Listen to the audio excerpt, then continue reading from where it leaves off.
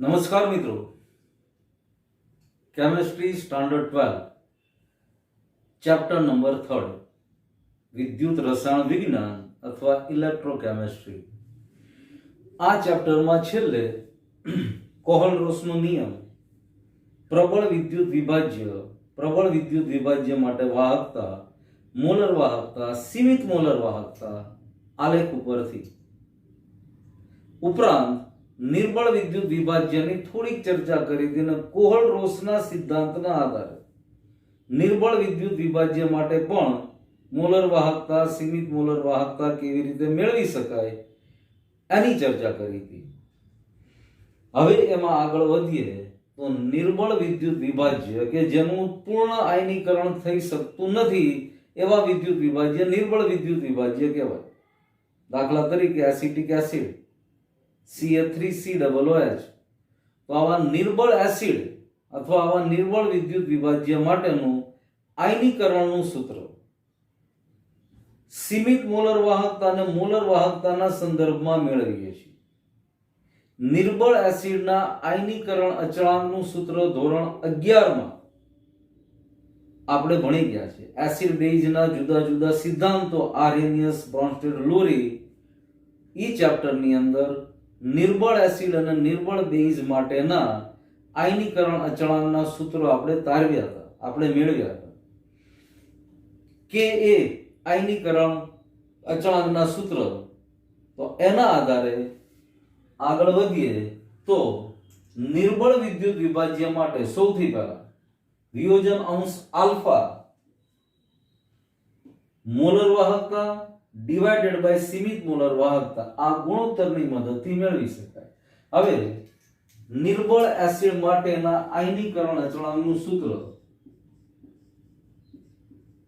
નિર્બળ વિદ્યુત વિભાજ્ય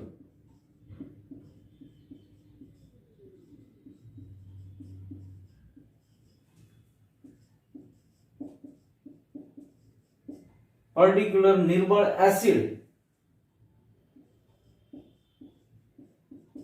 અહીંયા હું વીક એસિડ લખું છું, તો એની માટે K is equal to C into alpha square divided by 1 minus alpha. આવું સૂત્ર હતું. C જે તે એસિડની સાંદ્રતા, જે તે નિર્બળ એસિડની સાંદ્રતા, આલ્ફા વિયોજન અંશ. તો હવે આલ્ફા જે વિયોજન અંશ છે એનું સૂત્ર આપણી પાસે છે, એની કિંમત આપણે આ સૂત્રમાં મૂકીએ છીએ. તો આ કિંમત મૂકીએ તો is equal to C as it is. આલ્ફાની જગ્યાએ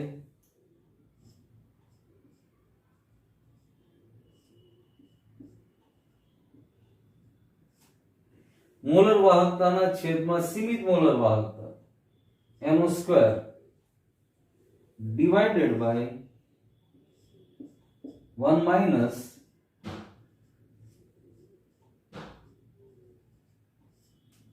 મોલર વાહકતાના છેદમાં સીમિત મોલર વાહકતા. હવે આને સાદું રૂપ આપો તો therefore Ka is equal to, અહીંથી આપણે આમ જઈએ છો ભાઈ, ધ્યાનમાં રાખજો, સાંદ્રતાનો C as it is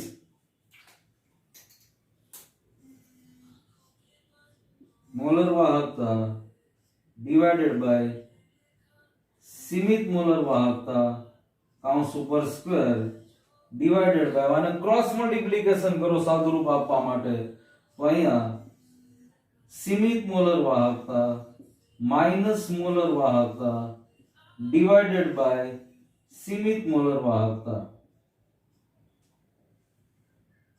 is equal to, અહીંયા સીમિત મોલર વાહકતાનો સ્ક્વેર છે, અહીંયા સીમિત મોલર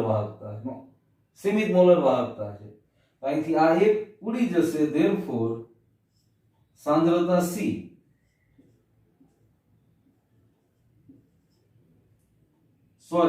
મોલર વાહકતાનો square divided by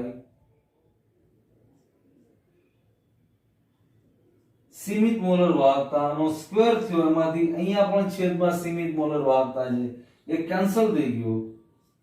in the bracket સીમિત મોલર વાહકતા માઇનસ મોલર વાહકતા, આ કે એ. તો આ આખું નિર્બળ વિદ્યુત વિભાજ્ય માટેના કે આયનીકરણ અચળાંકનું સૂત્ર આપણને મેળવ્યું, અથવા આ એનું સૂત્ર થાય. તો આ સૂત્રમાં કે બરાબર નિર્બળ વિદ્યુત વિભાજ્ય માટેનો આયનીકરણ અચળાંક, સી નિર્બળ વિદ્યુત વિભાજ્યની સાંદ્રતા, મોલર વાહકતાનો વર્ગ divided by સીમિત મોલર વાહકતા ઇન ધ બ્રેકેટ સીમિત મોલર વાહકતા માઇનસ મોલર વાહકતા. હવે આના આધારે અને કોહલ-રોસના નિયમના આધારે થોડાક દાખલાઓ આપણે જોઈએ. હવે જુઓ, આ દાખલો ગણીએ છીએ આપણે. સોડિયમ ક્લોરાઇડ, હાઇડ્રોક્લોરિક એસિડ અને સોડિયમ એસિટેટ ના સીમિત મોલર વાહકતાના મૂલ્યો આપણને આપ્યા છે. આ મૂલ્યોના આધારે એસિટિક એસિડ જે નિર્બળ વિદ્યુત વિભાજ્ય છે એની સીમિત મોલર વાહકતા શોધો. હવે આની પહેલાનો જે પીરિયડ આપણે ગયા વખતે ભણ્યા હતા એને યાદ કરો. એમાં કોહલ-રોસના સિદ્ધાંતના આધારે નિર્બળ વિદ્યુત વિભાજ્ય, દાખલા તરીકે એસિટિક એસિડ, એની સીમિત મોલર વાહકતા કેમ શોધી શકાય એની વાત કરી હતી. એ જ સૂત્રનો ઉપયોગ કરીએ છીએ. આન્સર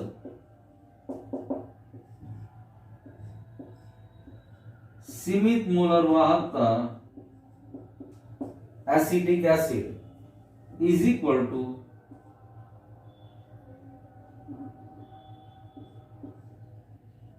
સીમિત મોલર વાહકતા H પ્લસ સીમિત મોલર વાહકતા acetate ion H plus Ca3 COO minus, that is acetate ion. હવે આ એસિટેટ આયન અને H પ્લસ આયન, હવે આ ત્રણેયના આપણને મૂલ્યો આપી દીધા છે સીમિત મોલર વાહકતા. તો ઇઝ ઇક્વલ ટુ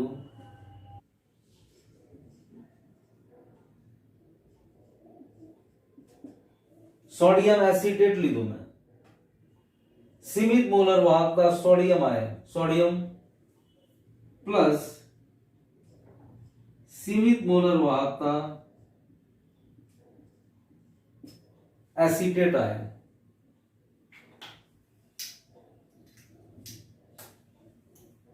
प्लस सीमित मोलर वाहकता H प्लस आयन, HCl वालों H प्लस सीमित मोलर वाहकता Cl माइनस, HCl मानो ऋण आयन माइनस सीमित मोलर वाहकता, હવે બચ્યું NaCl, તો NaCl નો સોડિયમ પોઝિટિવ આયન માઈનસ सीमित मोलर वाहकता NaCl નો નેગેટિવ આયન મતલબ ક્લોરાઇડ આયન. હવે આને સાદું રૂપ આપો એટલે તમે જુઓ, सीमित मोलर वाहकता સોડિયમ પોઝિટિવ આયન અહીંયા માઈનસ છે, અહીંયા પ્લસ, આ બંને કટ થઈ જાય, Cl કટ થઈ જાય, તો અહીંયા આપણી પાસે બચે એસિટેટ આયન અને H પ્લસ આયન. તો આના બરાબર सीमित मोलर वाहकता सोडियम एसिटेट प्लस सीमित मोलर वाहकता, जो कि અહીંયા આયન ની વાત નથી, સીધા વિદ્યુત વિભાજ્યની વાત છે, એટલે આપણે આ સિમ્બોલ મૂકશું, सीमित मोलर वाहकता HCl. અહીંયા પણ સિમ્બોલ બદલી નાખીએ,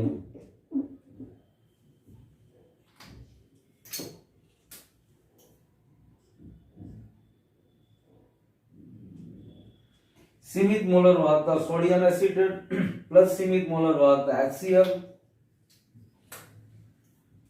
माइनस सीमित मोलर वाहकता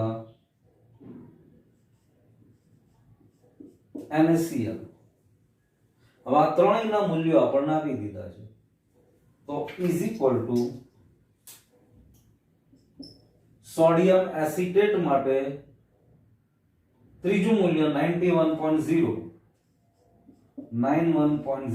પ્લસ HCl માટે 425.9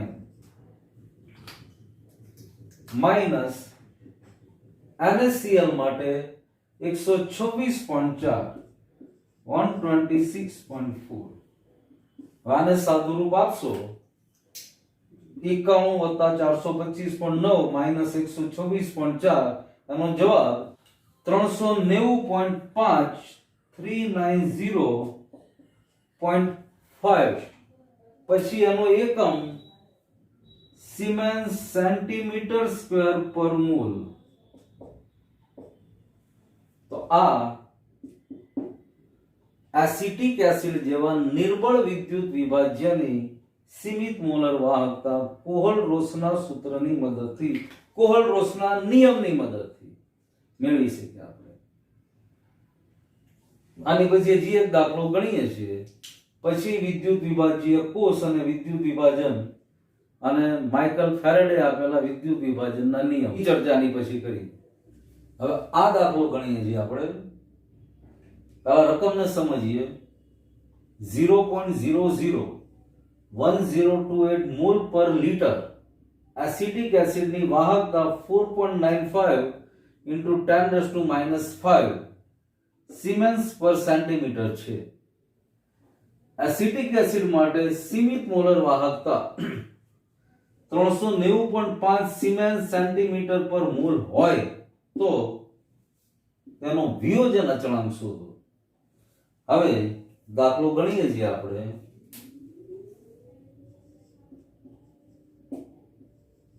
વિયોજન અચળાંક એટલે Ka શોધવાનું છે તો આપણી પાસે Ka નું સૂત્ર છે Ka is equal to C into alpha square upon 1 minus alpha। આ સૂત્રમાં આલ્ફા એટલે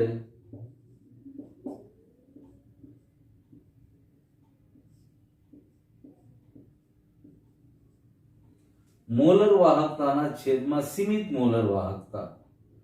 તો આલ્ફા મળી જાય આલ્ફાની કિંમત આમાં મૂકીએ તો વિયોજન અચળાંક સહેલાઈથી મળી જાય।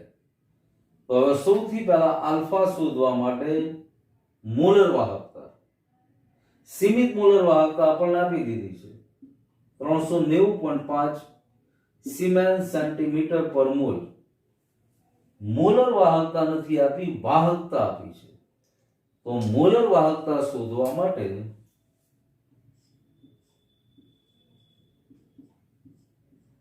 વાહકતા છેદમાં સાંદ્રતા। હવે વાહકતાનું મૂલ્ય 4.95 into 10⁻⁵ siemens centimetre -1 divided by सांद्रता C 0.001028 मोल into लीटर माइनस। હવે આ लीटर माइनस ને સેન્ટીમીટર ક્યુબ માં ફેરવવું હોય તો 1000 સેન્ટીમીટર ક્યુબ अपॉन लीटर। હવે આને સાદું રૂપ આપીએ એટલે બરાબર માર્ક કરો આ લિટર નો એકમ મતલબ લિટર આ લિટર -1 બે એકબીજાની સાથે ઉડી જશે સેન્ટીમીટર ક્યુબ છે સેન્ટીમીટર -1 છે એટલે સેન્ટીમીટર સ્ક્વેર તો સિમેન્સ સેન્ટીમીટર સ્ક્વેર પર મોલ મોલર વાહકતાનો એકમ મળી જશે. હવે 4.95 into 10⁻⁵ upon 0.001028 અને આને ગુણ્યા 1000 છે. 1000 10⁻⁵ ની સાથે સાદુરૂપ આપો, અહીંયા 10⁻² થઈ જશે અને આ આખાને સાદુરૂપ આપતા 48.15 સિમેન્સ સેન્ટીમીટર સ્ક્વેર પર મોલ આ મોલર વાહકતા મળશે. હવે આની મદદથી આલ્ફા અથવા વિયોજન અંશ શોધીએ તો alpha is equal two molar વાહકતા ના છેદમાં સીમિત મોલર વાહકતા. મોલર વાહકતાનું મૂલ્ય 48.15 સિમેન્સ સેન્ટીમીટર સ્ક્વેર પર મોલ ડિવાઇડેડ બાય સીમિત મોલર વાહકતા રકમ આપી દીધી છે 390.5 સિમેન્સ સેન્ટીમીટર સ્ક્વેર પર મોલ. હવે 48.15 divided by 39.5 is equal to 0.123 આવું મૂલ્ય મળશે. હવે આ આલ્ફા મળી ગયો. આલ્ફાની કિંમત આ સૂત્રમાં મૂકીએ અને સાંદ્રતા તો રકમ આપી દીધી છે, એને સાદુરૂપ આપીએ એટલે કે એ વિયોજન અચળાંક મળશે. તો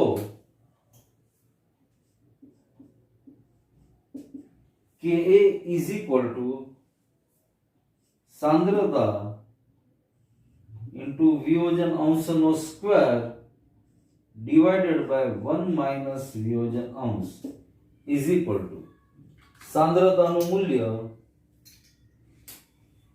0.001028 into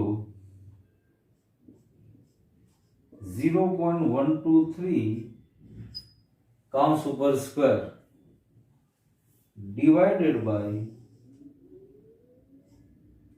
1 minus alpha એટલે ફરીવાર 0.123 is equal to આને સાદુરૂપ આપશો એટલે કે એ નું મૂલ્ય મળશે 1.78 into 10⁻⁵ મોલ પ્રતિ લિટર.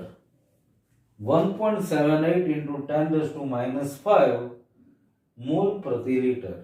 તો આ વિયોજન અંશ વિયોજન અચળાંકનું મૂલ્ય મેળવો. આમ જુઓ ને તો આ બધા દાખલા પ્રમાણમાં સહેલા છે.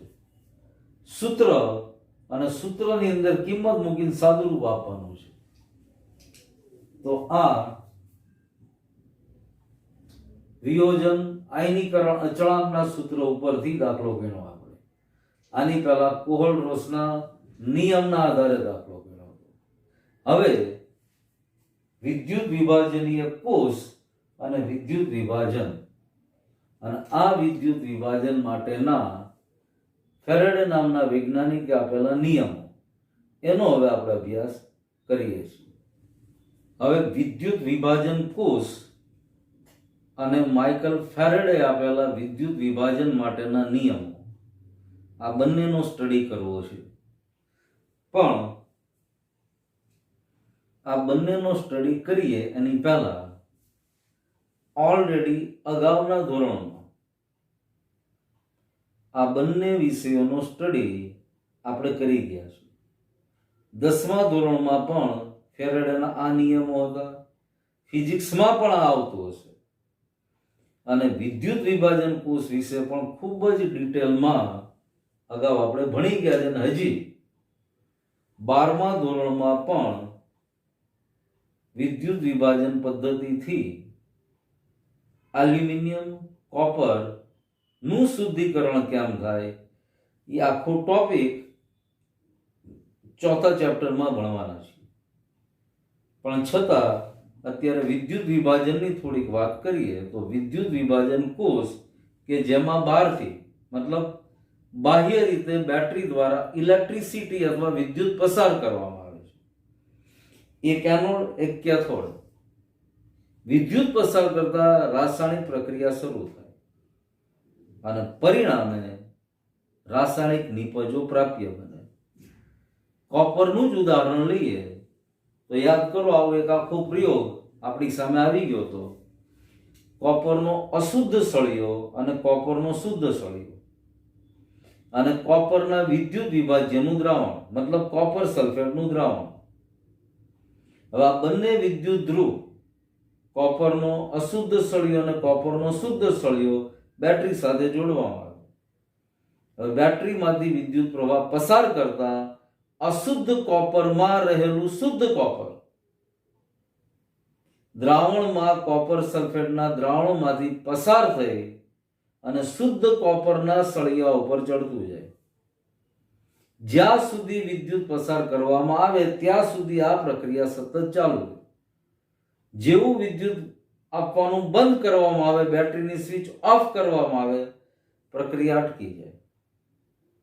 તો અશુદ્ધ કોપરમાંથી શુદ્ધ કોપર મેળવવાની પદ્ધતિ વિદ્યુત વિભાજનની જ પદ્ધતિ હતી અને આ પદ્ધતિ માટેના ખાસ નિયમો ફેરાડે એ નિયમો પણ આપણે અગાઉ ભણી જ ગયા છે, પણ ફરીવાર એ જ નિયમોની ચર્ચા. પણ પહેલેથી જોઈએ તો જો વિદ્યુત વિભાજન કોષમાં બાહ્ય સ્ત્રોત દ્વારા વોલ્ટેજ આપી અને રાસાયણિક પ્રક્રિયા થવા દેવામાં આવે છે. દાખલા તરીકે અશુદ્ધ કોપરમાંથી શુદ્ધ કોપર આ પદ્ધતિ દ્વારા મેળવી શકાય છે. હમણાં જ વાત કરી એમ કોપર એનોડ પર ઓક્સિડેશન પામે છે. એનોડ ઉપર કોપરની ઓક્સિડેશનની પ્રક્રિયા થાય છે, મતલબ ઓગળે છે, અને કેથોડ પર નિક્ષેપિત થાય છે અથવા રિડક્શન થઈ કેથોડ ઉપર જમા થાય છે કોપર સલ્ફેટના દ્રાવણમાંથી પસાર થઈ, અને આ રાસાયણિક પ્રક્રિયા થાય છે. કોપર ઘન અવસ્થામાંથી પીગલિત Cu2+ હમણાં ઓગળે છે શબ્દ વાપરો તો એની ઓગળવાની અવસ્થા કોપર સલ્ફેટના દ્રાવણમાંથી પસાર થઈ, અહીંયા 2 ઇલેક્ટ્રોન ગુમાવ્યા, હવે Cu2+ 2 ઇલેક્ટ્રોન મેળવી અને શુદ્ધ કોપરમાં રિડક્શન પામી શુદ્ધ સળિયા ઉપર જમા થાય. તો આ પ્રક્રિયા વિદ્યુત વિભાજનની આ પ્રક્રિયા માટેના નિયમો ફેરાડે આપ્યા. પહેલો નિયમ એકદમ સરળ અને સિમ્પલ છે, બીજો પણ ઈઝી છે, પણ પહેલા નિયમને સાદી ભાષામાં સમજવું હોય તો જેટલો વિદ્યુતનો જથ્થો પસાર કરવામાં આવે પીગલિત દ્રાવણમાંથી કે વિદ્યુત વિભાજ્યના દ્રાવણમાંથી, એ વિદ્યુતના જથ્થાના સમપ્રમાણમાં નિપજો મળે. ફરીવાર, જેટલા પ્રમાણમાં વિદ્યુતનો જથ્થો પસાર કરવામાં આવે એ પ્રમાણમાં નિપજો મળે. હવે એને નિયમના સ્વરૂપમાં લખવું હોય તો શબ્દસહ હું વાંચું છું, બરાબર ધ્યાનમાં રાખો. વિદ્યુત વિભાજન દરમિયાન વીજ પ્રવાહના કારણે દરેક વીજધ્રુવ પર થતી પ્રક્રિયાને લીધે મળતી નિપજનો જથ્થો પસાર કરેલા વિદ્યુત જથ્થાને સમપ્રમાણમાં હોય છે. જે કાંઈ નિપજો મળવાની, જે પ્રમાણમાં વિદ્યુતનો જથ્થો પસાર કરવામાં આવે એને સમપ્રમાણમાં નિપજો મળશે દરેક વીજધ્રુવ ઉપર. તો આ ફેરેડે આપેલો પહેલો નિયમ છે. બીજો નિયમ રાસાયણિક તુલ્યાંક અથવા તુલ્ય ભાર ઉપર આધારિત છે. હવે બીજો નિયમ સમજીએ તો વિદ્યુત વિભાજનીય દ્રાવણમાંથી વિદ્યુતનો સમાન જથ્થો પસાર કરતા, અહીંયા વિદ્યુત વિભાજનીય દ્રાવણમાંથી વિદ્યુતનો સમાન જથ્થો પસાર કરવામાં આવે ત્યારે શું થાય છે? જો પસાર કરતા જુદા જુદા પદાર્થોમાંથી મુક્ત થયેલ જથ્થાઓ તેમના રાસાયણિક તુલ્યાંકના સમપ્રમાણમાં હોય છે. હવે આ સમજીએ રાસાયણિક તુલ્યાંક વિશે. એની પહેલા થોડીક ચર્ચા.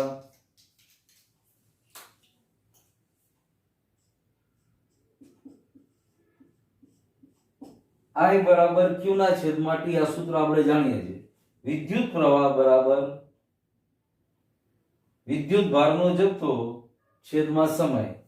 Therefore Q બરાબર I into T. હવે આના ફરતી ફેરેડે 1 ફેરેડેનું મૂલ્ય મેળવ્યું અને 1 ફેરેડેનું મૂલ્ય પણ આપણે જાણીએ છીએ. 1 faraday is equal to 96500 coulomb. 96500 approximate જે કિંમત આવતી હતી એની સામેની આ કિંમત લીધી. હવે આના ઉપરથી જો સોડિયમ ધાતુને નિક્ષેપિત કરવી હોય તો સોડિયમ ધાતુને નિક્ષેપિત કરવા માટે 1 ફેરેડેનો જથ્થો 1 મોલ સોડિયમ માટે જરૂરી છે. એવી જ રીતે મેગ્નેશિયમ ધાતુને નિક્ષેપિત કરવી હોય તો મેગ્નેશિયમ ધાતુની સંયોજકતા યાદ કરો 2 છે. તો મેગ્નેશિયમ માટે 2 ફેરેડે જેટલો વિદ્યુતનો જથ્થો પસાર કરવામાં આવે તો મેગ્નેશિયમ ધાતુ 1 મોલ મળે. અને આવી જ રીતે એલ્યુમિનિયમનું વિચારીએ તો એલ્યુમિનિયમની સંયોજકતા +3 છે. તો 1 મોલ એલ્યુમિનિયમ મેળવવા માટે 3 ફેરેડે જેટલો વિદ્યુતનો જથ્થો પસાર કરવો પડે. સોડિયમ માટે 1 ફેરેડે કાફી છે. 1 ફેરેડેના વિદ્યુતના જથ્થાથી 1 મોલ સોડિયમ મળે. હવે જો 1 જ મોલ સોડિયમનો જથ્થો 1 જ મોલ ફેરેડેનો જથ્થો 1 મોલ સોડિયમ આપી શકે તો મેગ્નેશિયમ માટે આ વસ્તુ 1 ફેરેડે કાફી નથી. કારણ કે મેગ્નેશિયમનો રાસાયણિક તુલ્યાંક બદલાઈ જાય છે. અહીંયા લખ્યું ને જુદા જુદા પદાર્થોમાંથી. તો મેગ્નેશિયમ માટે 2 ફેરેડે જેટલો વિદ્યુતનો જથ્થો છે. કોપરની સંયોજકતા પણ +2 છે. તો કોપર ધાતુ 1 મોલ મેળવવા માટે 2 ફેરેડે જેટલો વિદ્યુતનો જથ્થો જોઈએ. આવી જ રીતે એલ્યુમિનિયમની હમણાં વાત કરી એમ તો એલ્યુમિનિયમ માટે 1 મોલ એલ્યુમિનિયમ માટે 3 ફેરેડે જેટલો વિદ્યુતનો જથ્થો જોઈએ. તો આ ફેરેડે આપેલા નિયમો થયા. નિયમો મેં હમણાં તમને કીધું, અગાઉ ભણી જ ગયા છો તમે. ફિઝિક્સમાં આવશે કાં તો આવી ગયું હશે. પણ આ નિયમોના આધારે અમુક દાખલા ગણો એટલે સ્પષ્ટ ખબર પડી જાય કે આ નિયમોની એપ્લિકેશન અથવા નિયમોનું વર્ક કેવી રીતે વ્યવહારમાં જોવા મળે છે.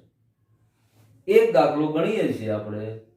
એ દાખલો ગણશું એટલે આ વસ્તુ વધારે સ્પષ્ટ થશે કે ભાઈ ફેરેડેના નિયમો કેવી રીતે એપ્લિકેબલ બને છે અથવા કેવી રીતે ઉપયોગમાં આવે છે. હવે આ દાખલો ગણીએ છીએ આપણે. કોપર સલ્ફેટના દ્રાવણનું 10 મિનિટ માટે 1.5 એમ્પિયર પ્રવાહ વડે ઇલેક્ટ્રોલિસિસ અથવા વિદ્યુત વિભાજન કરવામાં આવ્યું તો નિક્ષેપિત થયેલ કોપરનું દળ શોધો. આ ઇલેક્ટ્રોલિસિસ થી કેટલા ગ્રામ કોપર મળશે એ આપણે શોધવાનું છે. તો સૌથી પહેલા Q is equal to I ગુણ્યા T. આ સૂત્રની મદદથી પહેલા Q અથવા વિદ્યુતનો જથ્થો ફાઇન્ડ કરીએ. I 1.5 અને ગુણ્યા T 10 મિનિટ આપ્યું છે તો 10 ગુણ્યા 60 મિનિટમાં કન્વર્ટ કર્યું. આપ્યું છે આપણને 10 મિનિટમાં સેકન્ડમાં કન્વર્ટ કર્યું.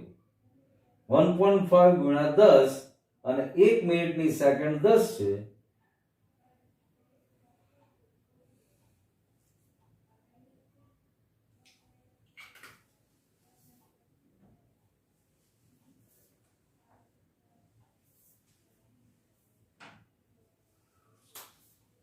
Q બરાબર I ગુણ્યા T આ સૂત્રની મદદથી વિદ્યુતનો જથ્થો કેટલો પસાર થયો છે દ્રાવણમાં ઈ જાણી શકીએ આપણે.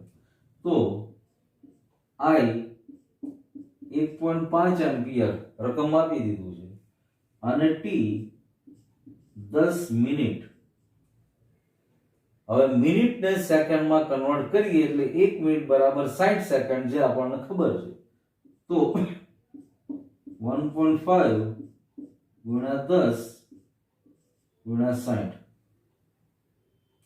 Is equal two 15 છક 90 900 coulomb.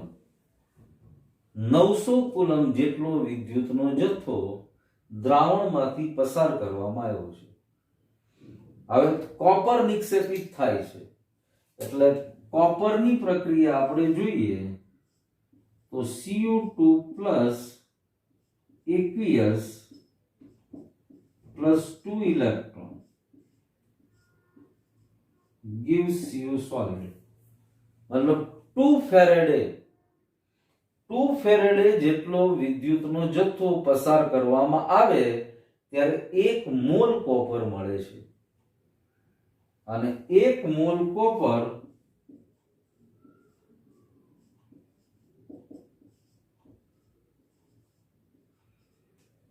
Almost 63 gram copper થયું. તો અહીંયા દાખલો આગળ લંબાવીએ. ફેરેડે પ્રાપ્ત થતો કોપરનો જથ્થો 2 ફેરેડે, that means 2 ગુણ્યા 96487 કુલમ. આટલો ફેરેડેનો જથ્થો પસાર કરવામાં આવે ત્યારે કોપર 1 મોલ મળે. હવે મોલ ની બદલે આપણે સીધા 63 ગ્રામ લખીએ કારણ કે 1 મોલ કોપર બરાબર 63 ગ્રામ. તો પ્રાપ્ત થતો કોપરનો જથ્થો 63 ગ્રામ. પણ હવે આપણે આપણા દ્રાવણમાં આપણા કોપર સલ્ફેટના દ્રાવણમાં કેટલો વિદ્યુતનો જથ્થો પસાર કર્યો તો કે 900 કુલમ. તો 900 કુલમે પ્રાપ્ત થતો કોપરનો જથ્થો કેટલો? 63 ગ્રામ 2 ફેરાડે અથવા 2 × 96487 કુલમ જેટલો પસાર કરવામાં આવે તો 63 ગ્રામ કોપર મળશે. પણ એની બદલે 900 ગ્રામ જેટલો વિદ્યુતનો જથ્થો પસાર કરવામાં આવે 900 કુલમ જેટલો તો કેટલો કોપર પ્રાપ્ત થાય? માટે પ્રાપ્ત થતો કોપરનો જથ્થો ઇઝ ઇક્વલ ટુ 900 × 63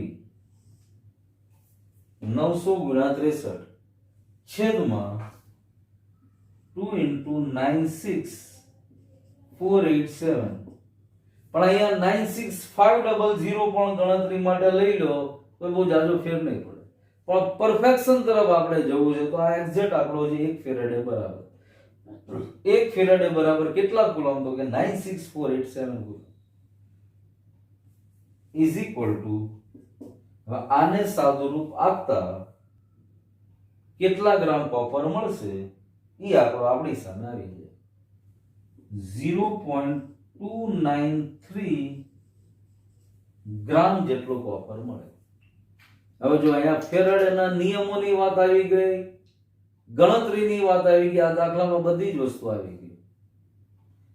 પહેલો નિયમ, જેટલા પ્રમાણમાં વિદ્યુતનો જથ્થો પસાર કરવામાં આવે એ પ્રમાણમાં નિપજનો જથ્થો મળે. અને બીજું, રાસાયણિક તુલ્યાંકના આધારે નિપજ મળે છે. હવે કોપર સંયોજકતા 2 છે, 1 મોલ કોપર છૂટો પડે 2 ઇલેક્ટ્રોન, મતલબ આ રિડક્શનની પ્રક્રિયા થઈ. તો 2 ફેરેડે જેટલો વિદ્યુતનો જથ્થો પસાર કરવામાં આવે ત્યારે 1 મોલ મળે. તો 900 કુલમ જેટલો વિદ્યુતનો જથ્થો પસાર કરવામાં આવે ત્યારે કેટલા ગ્રામ કોપર મળે, આ સીધો હિસાબ. એટલે આવા 2-4 દાખલા ગણીએ ને તો આખો કન્સેપ્ટ ફેરાડે આપેલા નિયમો વિદ્યુત વિભાજન શું છે આ ક્લિયર થઈ જાય. અને આ એવી અઘરી વસ્તુ પણ નથી. તો અહીંયા સુધી આપણે આપણો આજનો આ પીરિયડ રાખીએ છીએ. આની પછી આગળ આ પાઠમાં જુદી જુદી રાસાયણિક પ્રક્રિયા અને એના આધારે મળતો નિપજનો જથ્થો કે